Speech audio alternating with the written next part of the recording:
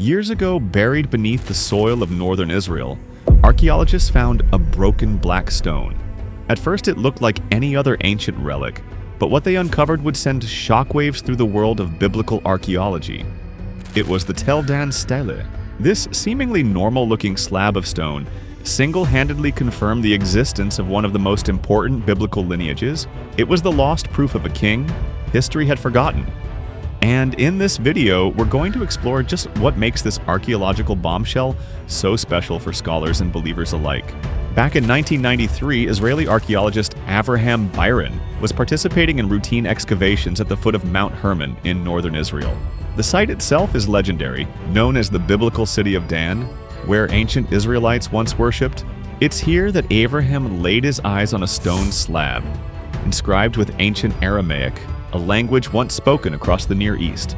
Over the next year, the team would discover two more fragments. Placed together, this 12 by 13-inch chunk of basalt was the Tel Dan Stele. As historians got to studying the slab of stone, they found out that it was a victory monument, erected by an Aramean king. Most scholars believe it was likely commissioned by Hazael of Damascus, a powerful Aramean king, though the stele is damaged and doesn't name him directly. However, what's surprising is that the stele boasted of military triumphs over Israel and Judah.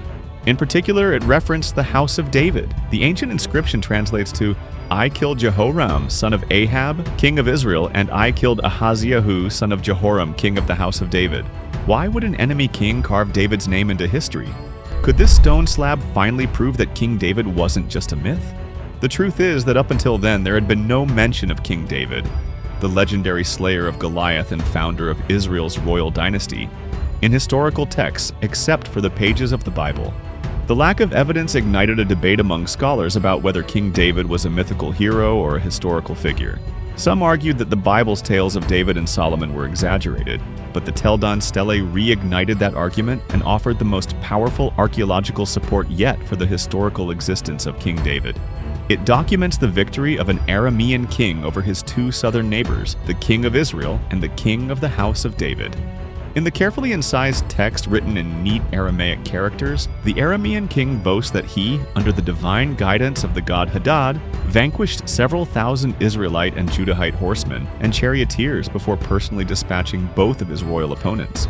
Unfortunately, the recovered fragments of the House of David inscription do not preserve the names of the specific kings involved in this brutal encounter, but most scholars believe the stele recounts a campaign of Hazael of Damascus, in which he defeated both Jehoram of Israel and Ahaziah of Judah. The same account has been recorded in 2 Kings 9. The prophet Elisha summoned a man from the company of the prophets and said to him, "Tuck your cloak into your belt, take this flask of olive oil with you, and go to Ramoth-Gilead." But this is where it gets strange. The inscription recognizes the House of David as a royal line in the 9th century BC. If an enemy king acknowledged David's dynasty, it means it was a real and recognized political entity, one worth bragging about defeating. And so for scholars, the stele was a reminder that archaeology can still surprise us. But for people of faith, the Tel Dan Stele is a resounding confirmation that the Bible stories are rooted in real history. 2 Samuel 7:16 states, "Your house and your kingdom will endure forever before me." Meanwhile, Zechariah 12:7-10 states, "The Lord also shall save the tents of Judah first in the latter days, now just ahead of us, that the glory of the house of David and the glory of the inhabitants of Jerusalem do not magnify themselves against Judah. In that day, now soon to come, he that is feeble among them at that day shall be as David, and the house of David shall be as God, as the angel, messenger of the Lord before them. And I will pour upon the house of David the spirit of grace." Amos 9:11 states, "On that day I will raise up the tabernacle of David which has fallen down, and repair its damages. I will raise up its ruins, and rebuild it as in the days of old." You see, in the Bible, the House of David refers to the royal dynasty established by King David, the second king of Israel, extending his descendants. This lineage has been at the center of multiple biblical narratives, like God's promises about the Messiah, and figures like Solomon and Zerubbabel. Its significance can be understood from the fact that the Judahite royal title is used 26 times in the Hebrew Bible. And so the stele bridges the gap between faith and science. James Snyder from New York City's Jewish Museum said, There is no archaeological evidence surviving from the First Temple. There is from the Second Temple, and that's at the Israel Museum. From the First Temple, what therefore becomes important are these references to this archaeological evidence of the time of the First Temple, and of evidence that reinforces biblical history. What makes the Tel Dan Stele so important is that it's the oldest archaeological evidence of the existence of the House of David, which is the sort of touchstone or fountainhead for the unfolding thereafter of Judaism, Christianity, and then Islam.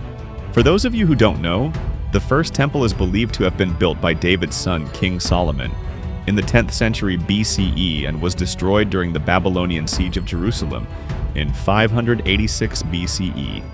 On top of that, the inscription is written in ancient Aramaic, using an early script derived from the Phoenician alphabet, a writing system that heavily influenced later Semitic scripts.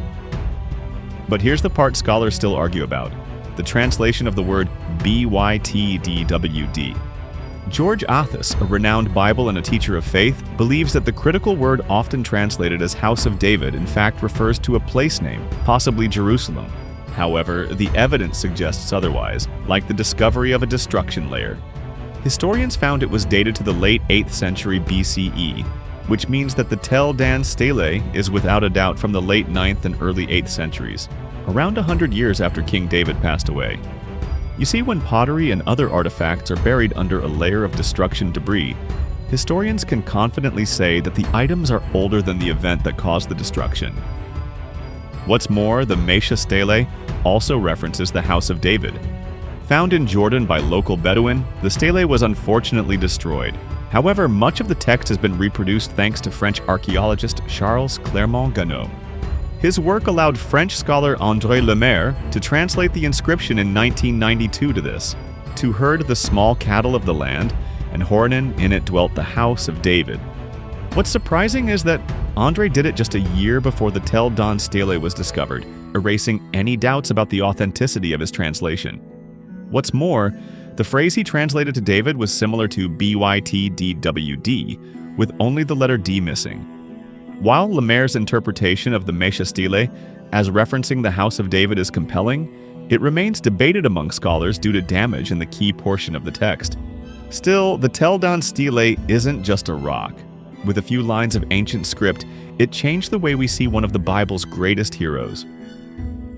Today, God's beloved people can catch a glimpse of the stele at the Israel Museum in Jerusalem and lay eyes on the inscription that amazed scholars and believers alike.